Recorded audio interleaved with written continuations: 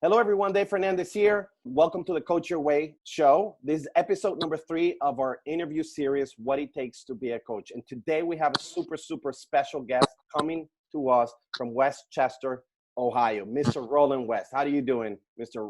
Roland? How you doing, David? Nice talking to you, guy. It's a pleasure to have you here. Roland West is a personnel diversity consultant and the primary owner at Empire Strategies. He's among the nation's best known consultants on the topics of diversity and leadership. He's not only known in this country, but he's also done work overseas in places such as China, India, Australia, and Brazil. He's trained thousands of managers and executives through the United States for companies such as Citicorp, Aetna, Procter Gamble, Cincinnati Public Schools, Honeywell, ESPN and Disney, and many others. And he's listed in who's who of the top American business executives and has been a featured speaker on leadership for the state of Illinois, the University of Michigan, Alcoa, Pitney Bowes, Los Alamos National Laboratories, and GE. He's also been on the NBA as a player for the Baltimore Bullets. Mr. Roland West and I met many years ago. I used to work for ESPN up in Connecticut, and he used to be the main consultant for the company at all levels of the company, lower management, middle management, upper management, even the CEO and president. He was the coach and the trainer for all these people. And I had the privilege to be in 3 of his workshops during that time. This was probably between 2005, maybe all the way to 2009. That period, that's when him and I met, and he was so nice to call me one day on the side and just, he probably saw something was going on with me, and he approached me. He asked me what was going on, and I told him, and he gave me his card that day and said, "David, if you ever need anything, don't hesitate to call. Here it is."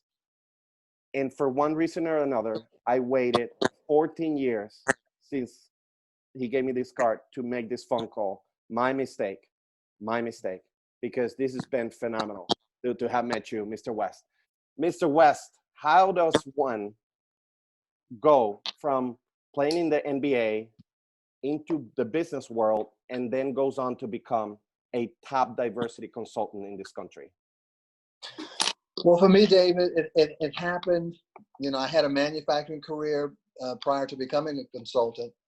I worked at Avon Products, then at Johnson Products, and then I made a move to, an organization. I was there, and a lot of the employees came to me. Frito-Lay was the name of the company. I was in Detroit. And while I was there, a lot of the African-American, employees wanted to come and meet with me. And they met with me and told me a story that they weren't getting promoted. They weren't getting, looked at. And they asked me, because I was the highest ranking African-American in the group, and they wanted my help essentially. And as I began to work with management there to help them see what those employees were going through, quite frankly, it became, very prickly, so to speak. You know what I mean? I can tell that the people there, didn't appreciate it. And I decided to leave that organization because, I couldn't help them, and I knew that wasn't a place that I wanted to stay. But I left there thinking that I was disappointed that I couldn't help them. And I also wondered who was helping people like that, And that's when my diversity journey started, my business, started. I came back to Cincinnati, and I met a guy that I partnered with. And before I knew it, I had started in this business thinking that I could help people that I left in Detroit that I wasn't able to help at the time. That's how it started for me. So is that when you first experienced that call to become, a coach or, serving others? Is that when Absolutely. it happened? Absolutely. Yeah. That was it for me. Tell me a little bit about your transition. How was your transition from a corporate guy to a business owner or independent consultant?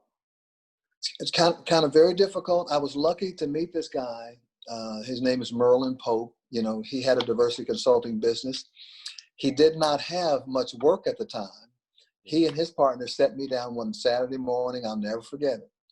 He said, Roland, we don't have business right now, but if you could come in here and help us grow, he said, you can make you can make a spot for yourself. And I remember going home and I told my wife that, and she essentially said, honey, you fell for that. And and for 2.5 years, literally without making any money there, I spent 2.5 years there trying to help them grow. 2.5 years later, I got a call from this guy who was the president, Merlin Pope, and he said, Roland, he said, we're ready to bring you on. And he brought me in, and I was I made $30,000 a year that first year, and I started honing my craft, and I started working at it. It took me another maybe year to start doing training there. Maybe 5 years later, I was a vice president of that organization, and I decided that I wanted to do it on my own. My wife and I sat down, and I said, honey, I think I'm ready to put our own, organization together. She asked me, are you sure? Do you think you're ready? And I said, yeah, I am. I said, I just got to know whether I can do it or not. I said, I might not be able to, I might not be able to make this happen. She said to me, she says, honey, well, if that's something you want to do, I'm with you. And we started Roland D. Wesson Associates. And it has, now we are Empire Strategies, and that's because we've done so much training around the world. We just thought a new name would be beneficial. That's awesome, Mr. West. Did you ever get some formal training on coaching or consulting or business? Well, I know business, you have an MBA, but formal training on coaching. A lot did. Our coaching at that organization, Pope and Associates, is that you would go out with a person for months, and you would learn in that way. That's how we did it. Now, they go through a more abbreviated time to learn how to coach and that wasn't there for us. But the one question I get all the time is, Roland, are you a psychologist? No, I've never taken a psychology course in my life, but I've worked with people. I listen to people. You learn to know, David, when people hurt, when they don't hurt. You begin to wonder if they are hurting, can you help? You know what I mean? But to me, it's all about listening and just listening, from the head and the heart, to people that and that's just something that I just, I've been blessed to be able to just to listen to people's pain, Would you actually recommend someone who's thinking about becoming a coach to get any sort of training or certification? Would that help? Absolutely. I would. I certainly would, especially in today's field. I think to be really effective at it, you will eventually, it's almost like trying to be a good quarterback. The more reps you get, the more people you talk to, the more time you're around people and helping them solve or think through issues. That's the best training you'll ever get. It's just, you've got to be on the ground talking, spending time with people who are sharing things with you that they don't want to share with anybody else. And the more you do that, and the more you learn to help them get through their challenges, that's the best training.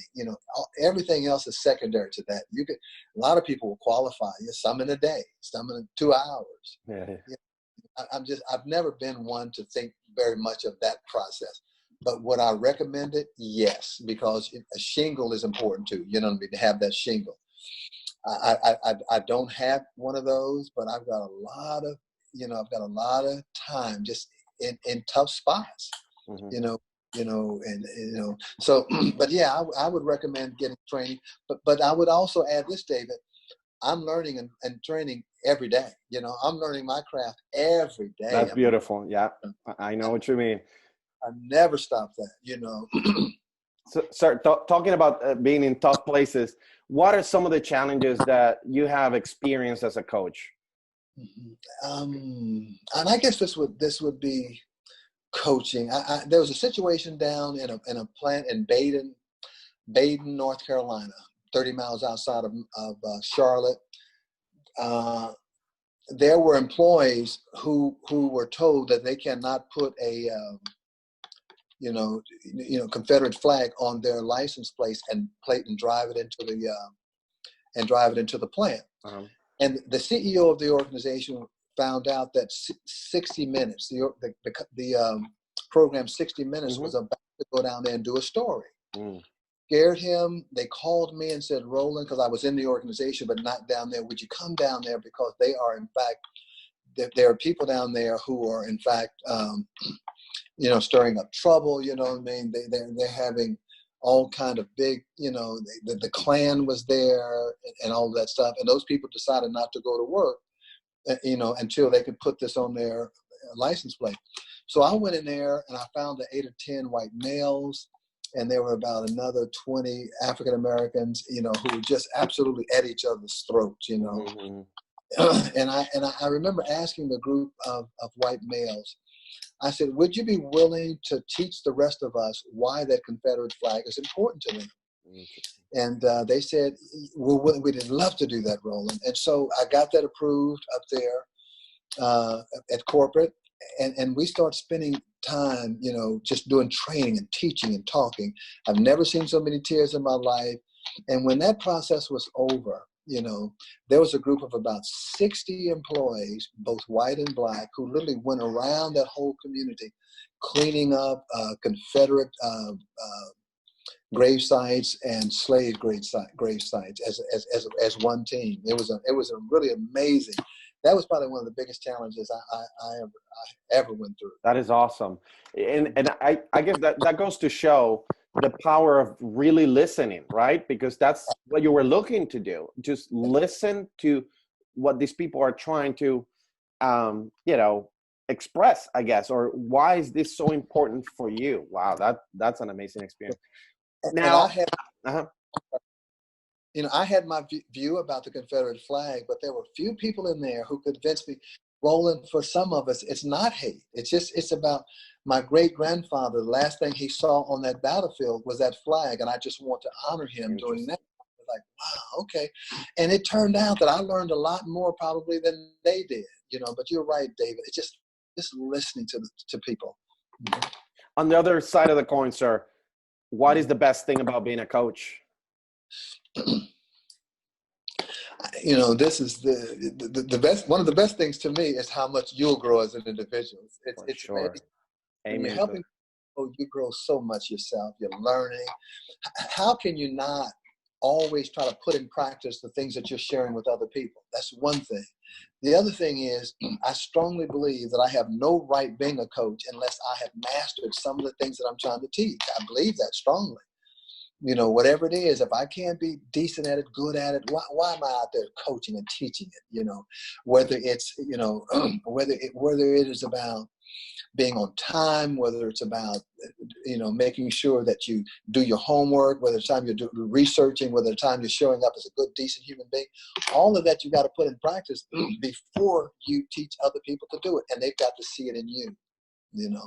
We teach people more by what they see us do than we ever teach them with words. Coaches are role models, if done well. I mean, you become a model to people. They watch you, they listen to you, and I remember, I was playing golf here at the club one time, and I was introduced. We were playing with these guys. I didn't know them. They didn't know me. He said, "Hey, Roland, I understand that you have a diversity consulting business." He said, "Does that mean I can't tell jokes about women?" Mm-hmm. And I looked at him, I just calmly said, I said, "Sir, that's my preference. Yes." As opposed to saying something like, "Oh no, that's okay, man. I'm just doing this as that's just my job. I don't believe in that stuff." No, that's my preference, that we don't talk that way. So you always are a role model to people, and you take it seriously. And it's amazing how much impact you can have when you're serious about it. Super powerful, super powerful.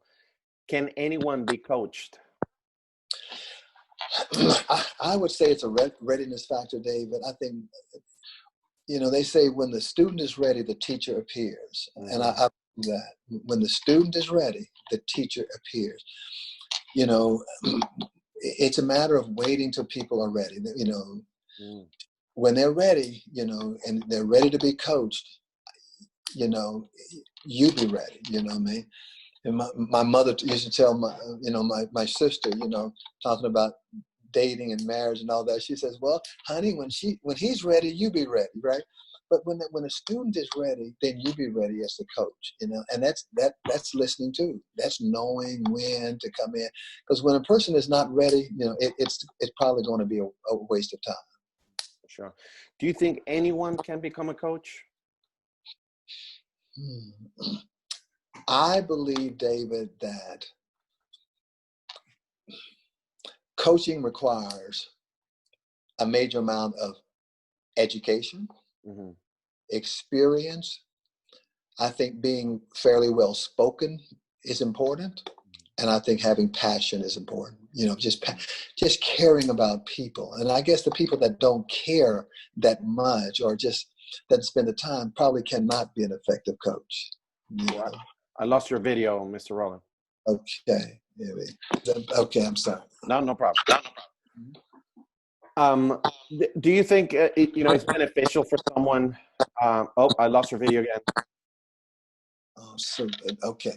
No problem. Do you think it's beneficial to have a certain type of background in order to go into coaching? When I think of just cultures, I think great coaches can come out of any culture. I think great coaches can come out of almost any background. I really do, because I think the common denominator, David, is, are you willing to sit down and listen and hear? You know, do you have some experience about what it takes to get over what a person might share you? Do you have any sense of how to do that? Are you willing to research and find things out? I think most people absolutely can be good coaches. I do. What actually makes a great coach, in your opinion? Role modeling is key. You know, are you willing to walk your talk? Are you willing to do and be the person that you're telling other people they should be? If you're not, they will see through it over time. You know, I tease sometimes when I tell people, you know, I have never flipped the bird out. You know, I never really was that person, but I would never flip the bird to a person. Being a basketball player, you have never done any dirty talk or. Now, be honest, Mr. West. Be honest. You know what? I can remember talking to one guy in Middletown High School, you know, and I scored 30 points. And I talked stuff to him because I thought they took the game away from this year before. And I really did. I think my junior year, they took that game. But I talked to this guy, scored 30. But the reason I would never flip the bird to somebody, if I leave a training session, I flip the bird, and they look at me and say, "That's Roland." Yeah. You know, I've been 2 days with him, and he just flipped me off. No, you got to be a role model to people. For sure. You really do, you know, to make it believable, whether it's your children, you know, whatever it is, they've got to know that you do it, you know, whatever, yeah. You know, cursing one time, I used to curse a little bit in my training sessions, you know what I mean? You know, it wasn't heavy cursing, but I remember this was down in Knoxville, Tennessee. I was packing up. A gentleman walks back into the room. Everybody was gone. I'm packing my stuff up. The hotel was right at the airport. And he said, "Roland, I really, really enjoyed this training." Wow. He said, "But I think it would have been more impactful to me had you not used profanity." And I remember thinking, David, I said, wow, he's probably jealous of me or something. And I fought with him mentally all the way back to Cincinnati, you know, until I finally asked myself, can you stop it or not? Stop playing games with it. And I just stopped it, you know what I mean? And since then, nobody has ever come to me and said, "Roland, you know what? I would like your training more if you cursed a little bit." You know what I mean? That's a great point. So sometimes it's just about, am I willing to do it? He suggested it, do it. Stop playing games with it. Stop putting it on him. Stop saying, "Well, he just said that because." No. He said that because, okay, I get it, and I did it. Next, let's move on. You know, and people will help you grow tremendously if you listen to them. They will. They'll help you become a much better version of yourself if you listen to people.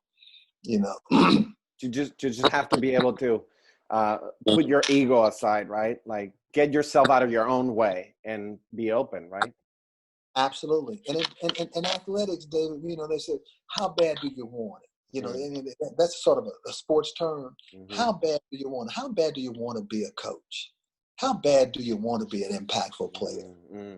Do you want it bad enough to give up some things, that might be in your way?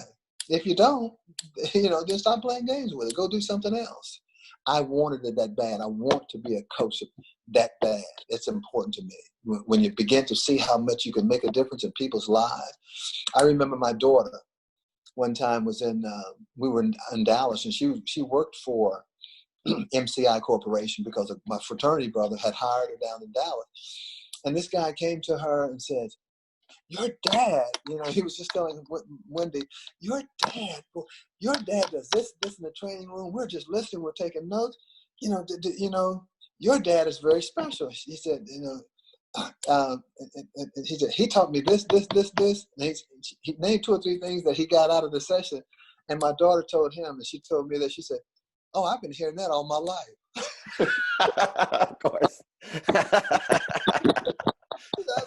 telling me that all my life, sure, And my daughter, and this is special to me. And my daughter got some feedback from her manager in that organization. She got feedback, about some things that she could do better. And she teared up in that one-on-one, let's call it a coaching session. Mm.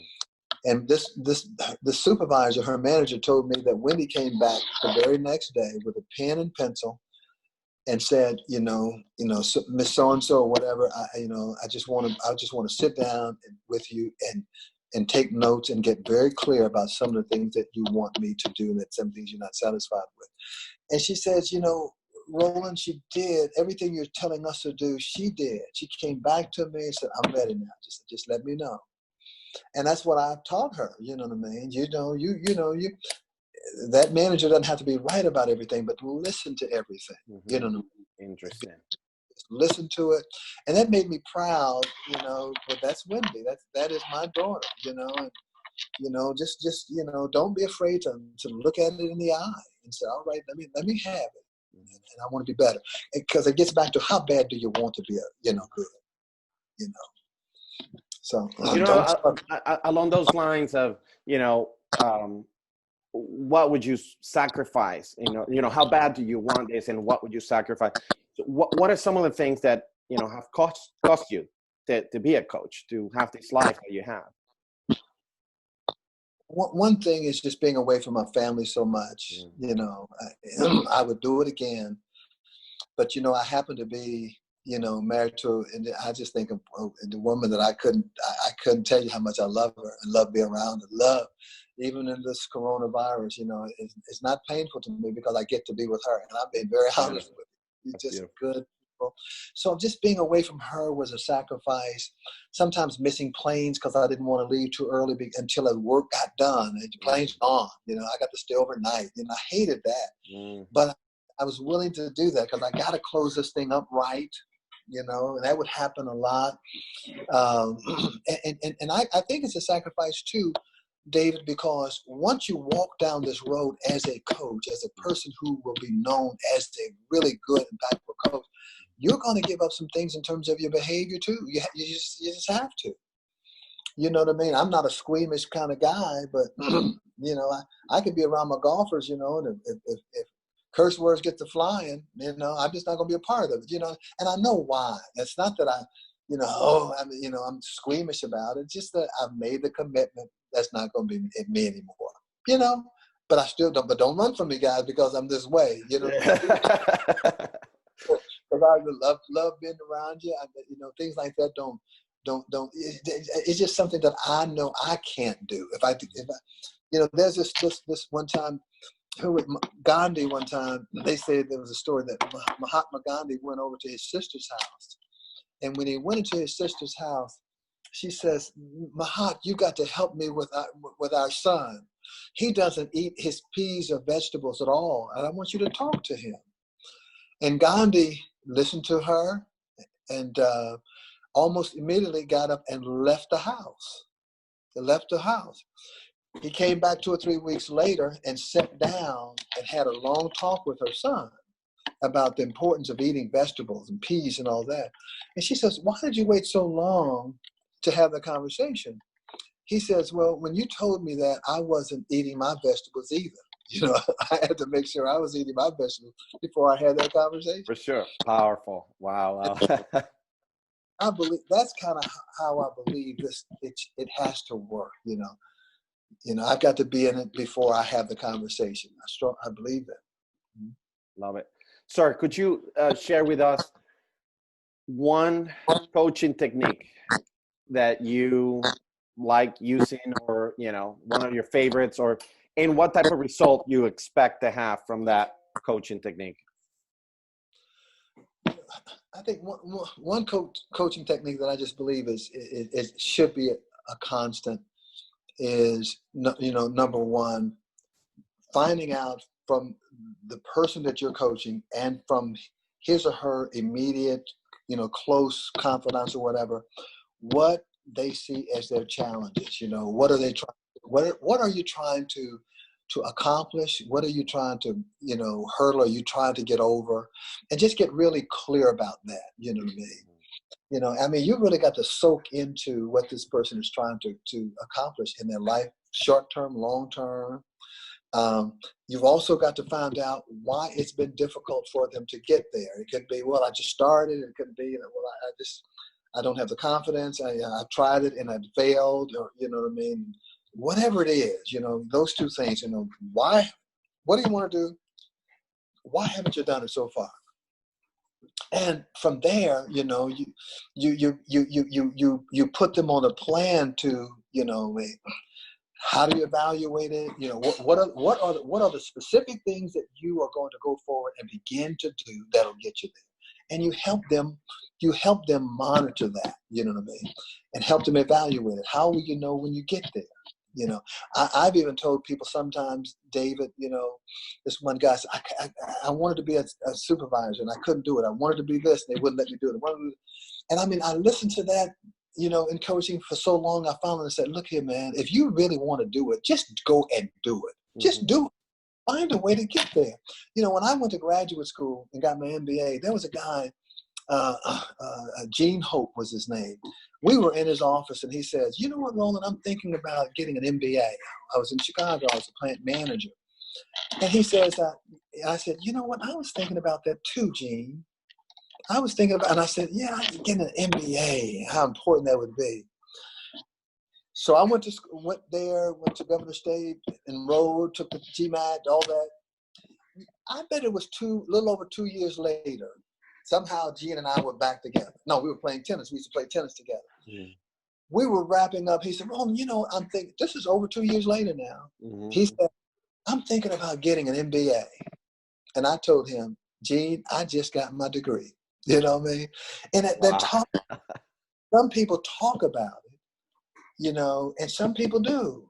And right then, maybe I was glad I was on the right side of that discussion. I was on the right side. I wouldn't want to be on the other side saying, he got his. And so I learned a lot from that, you know. When I buy exercise equipment, don't just buy it to hang clothes on it, use it.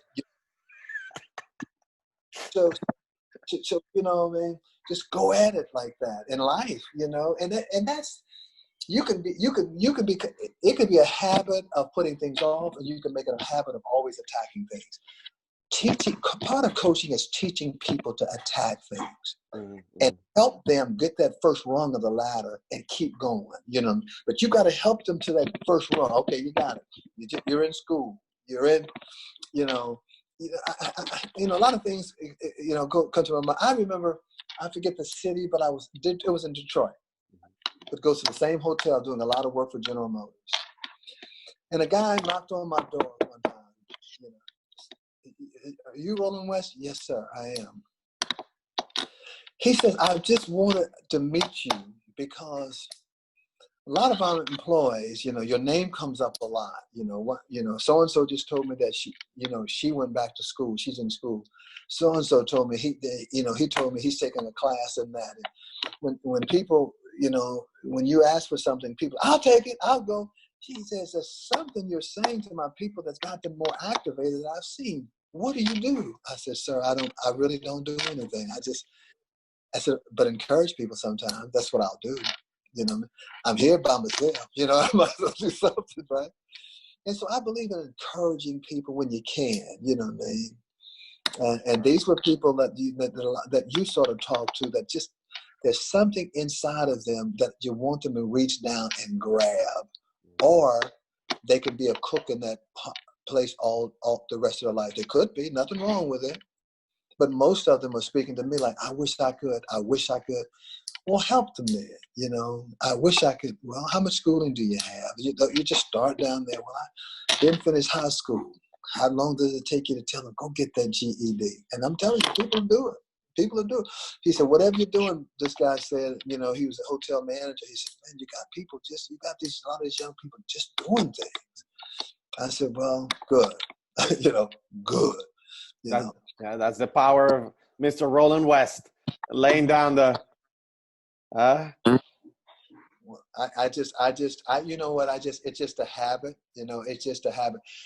You know, people like you and I, you know, when I was a freshman at UC, a freshman in college, I was in a speech class and I gave a speech and I was embarrassed. I couldn't. And as I'm walking back to my seat, and somehow I always remember this. This woman, Miss Pathé was her name. She said, class, did you hear his voice? The way she said that, did you hear that voice? And I said, I didn't know what she was talking about, but it motivated me. I said, wow.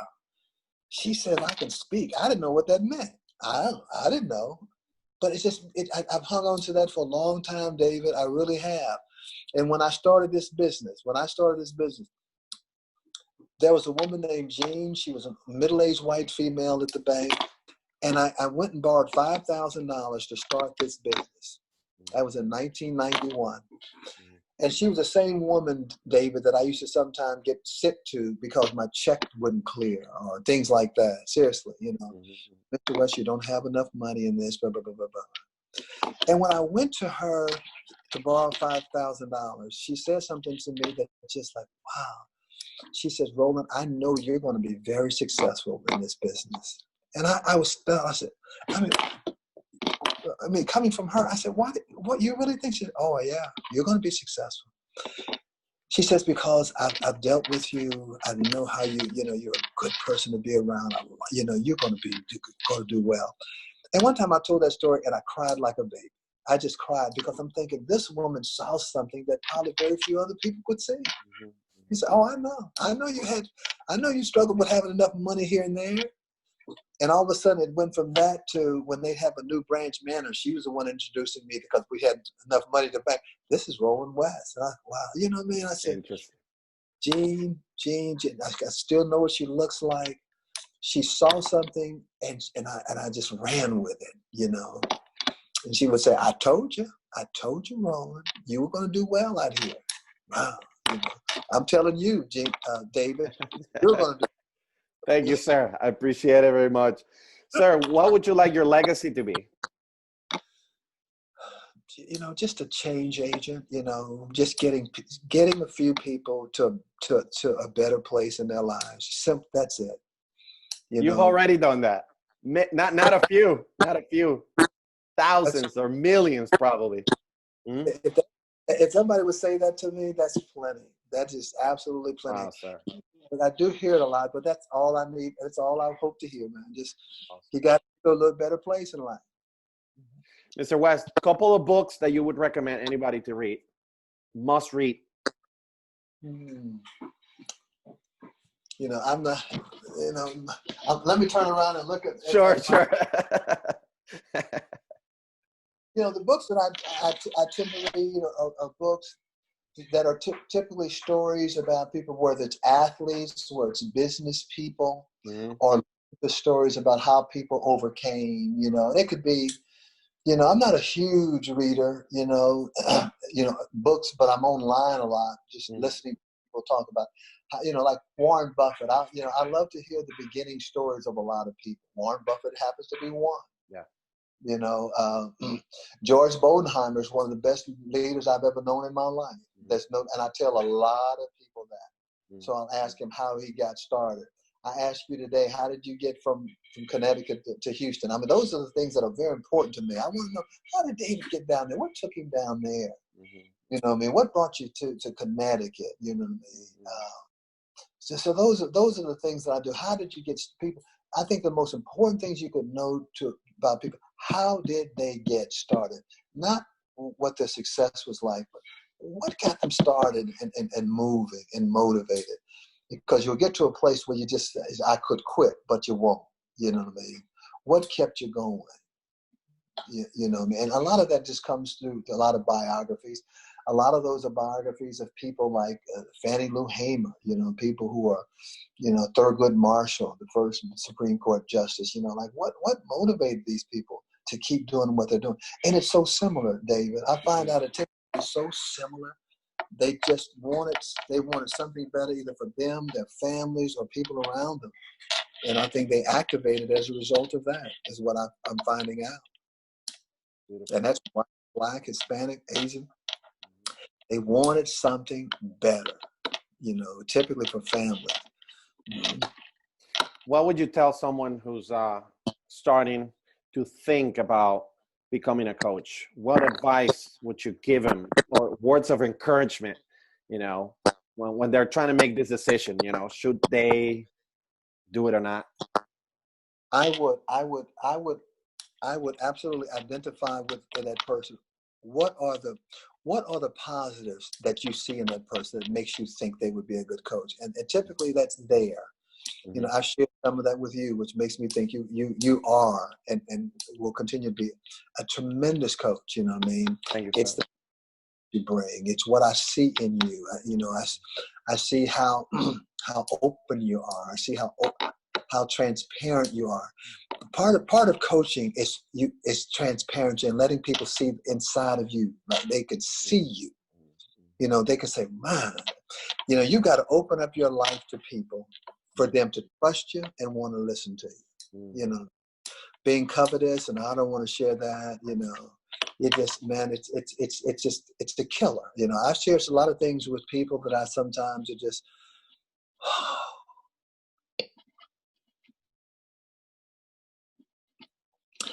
that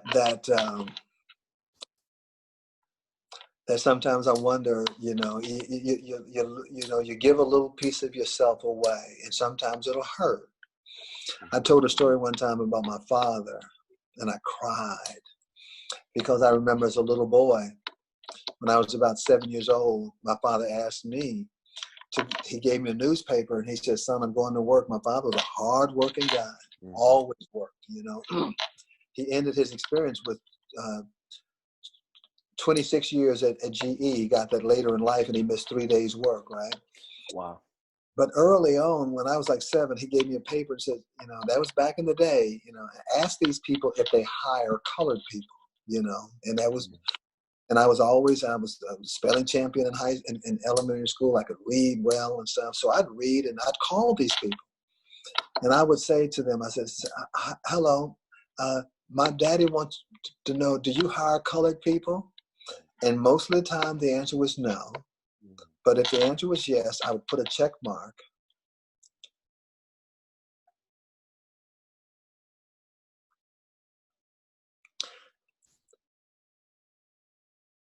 And when he would come home, I'd give it to him. And I remember his excitement when there was yes. And I remember telling that story. I was in St. Louis at Monsanto. And a guy on the second day said to me, "How dare you come in here and say that and cry in front of us?" And it was devastating. But that's the price you pay too for being transparent. You know, I didn't say that to hurt anybody's feelings, but you know, you share things like that to let people know. You know, get out of people's way. You know, don't bind people up. Allow people to grow and develop. You know, and so, but you get hit sometimes, and you know, it's okay. You know, the very next person who wanted to respond to that just so happened, he says, "You know, I'm in a very different place, Roland, than he is. I appreciated what you did." And I went, "Oh, thank God," because I could, you know. But you give you know, but to that question, what do you see in a person that you value that makes you think that person could be a coach, and let that person know that. You know, it's got to be concrete stuff. You know what I mean? It can't be whimsical. I think you can make a good coach. Why? Well, because you're this, and I see this, and I see that, and I see that. Oh, okay.